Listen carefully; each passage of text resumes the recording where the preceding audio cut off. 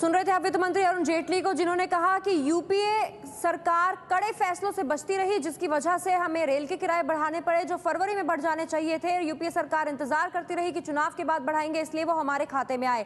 Diesel के दाम क्यों बढ़े 1 रुपया, ये भी अरुण जेटली ने बताया। उन्होंने कहा कि 2 महीने तक डीजल के दाम नहीं बढ़ाए गए थे, जो हर महीने 50 पैसे बढ़ने थे। इसलिए जब वो 2 महीने की अवधि खत्म हुई, उसके बाद 1 रुपये डीजल के दाम बढ़ा दिए गए, जिसको लेकर हमें महंगाई के लिए बोला जा रहा है। और प्याज की कीमत में बढ़ोतरी हमने नहीं होने दी, पिछले वर्षों में जितनी होती थी उतने। यूपीए के समय किराया बढ़ाने की बात आई थी, रेल का किराया ना बढ़ता तो रेल का चक्का जाम हो जाता, हमने ऐसा करने से बचाया है। बढ़ा हुआ रेल किराया यूपीए के खाते का है, ये वित्त मंत्री अरुण जेटली ने कहा। उन्होंने कहा कि यूपीए के समय में रेलवे ने कहा था कि किराया बढ़ाया जाए फरवरी महीने में, लेकिन उन्होंने ऐसा नहीं किया था। कल पता चलेगा कि हम क्या कर रहे हैं। यूपीए की नीति से डीजल के दाम बढ़े, इसमें भी यूपीए की नीति को जिम्मेदार ठहराया है। कई साल से जुलाई से नवंबर में आलू प्याज के दाम बढ़ रहे थे, लेकिन रेल किराए को लेकर उन्होंने कहा कि कल पता चलेगा कि हम क्या कर रहे हैं। अभी जो रेल का किराया बढ़ा है वो यूपीए के अवधि में बढ़ना चाहिए था, ना कि हमारी में, लेकिन वो हमारे खाते में इसलिए आ गया क्योंकि यूपीए ने